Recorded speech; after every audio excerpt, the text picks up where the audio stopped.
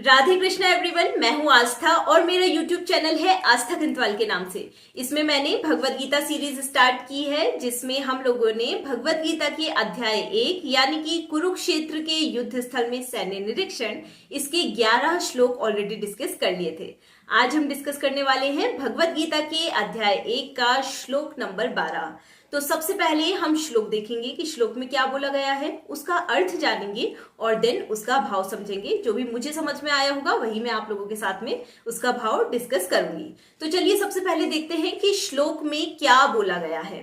तो श्लोक में बोला गया है, तस्य संजनयन हर्षम कुरु वृद्धः पितामहः सिंह नादम विंध्य उच्चः शंखम दधमो प्रतापवान। अर्थात इस श्लोक में बोला जा रहा है कि तभी कुरु वंश के वयोवृद्ध और महाप्रतापी भीष्म पितामह ने सिंह की सी गर्जना करने वाली ध्वनि अपने शंख को बजाकर उत्पन्न की, जिससे जो दुर्योधन है उसको बहुत ही हर्ष की प्राप्ति हुई। तो चलिए अब समझते हैं कि इस श्लोक का भाव हमें क्या समझ में आता है।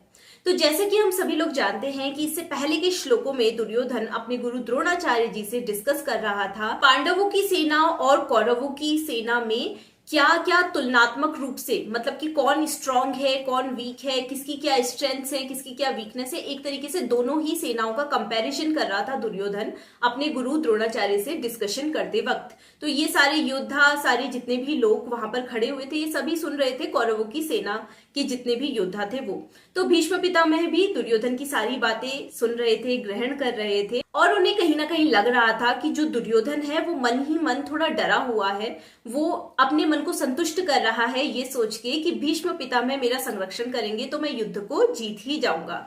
तो उसी को उत्साह देने के लिए, उसी को मोटिवेट करने के लिए जो भीष्म पितामह हैं उन्होंने बहुत ही तेज उच्च स्वर में शंख की ध्वनि उत्पन्न की। और कहीं ना कहीं उच्च स्वर में शंख की ध्वनि उत्पन्न करने से एक भाव ये भी समझ में आता है कि भीष्म पितामह मन ही मन जानते थे कि मैं संरक्षण तो जरूर करूंगा अपने पौत्र यानी कि दुर्योधन का और कौरवों की सेना का, अपना पूरा ही कर्तव्य का निर्वाह मैं जरूर करूंगा, लेकिन दुर्योधन कभी भी जीत नहीं पाएगा क्योंकि पांडवों की सेना में स्वयं भगवान श्री कृष्ण मौजूद हैं और वो उन्हें कभी हारने नहीं देंगे। लेकिन फिर भी एक जो वयोवृद्ध होने का जो अपना फर्ज है अपने पौत्र के टुवर्ड्स, यानी कि अपने जो पोता है दुर्योधन, उसके तरफ जो उनका कर्तव्य है वो उसको दिखाते हुए, उसको मोटिवेट करते हुए, उसको उत्साहित करते हुए और युद्ध के लिए उसको और ज्यादा उसमें एनर्जी देते हुए उन्होंने तेज शंख की ध्वनि उत्पन्न की और उसको युद्ध करने के लिए प्रोत्साहित किया। तो ये तो था भगवत गीता के अध्याय 1 का श्लोक नंबर 12। अब नेक्स्ट वीडियो में हम लोग डिस्कस करेंगे जो अध्याय 1 है भगवत गीता का, उसका श्लोक नंबर 13। तब तक के लिए नमस्कार।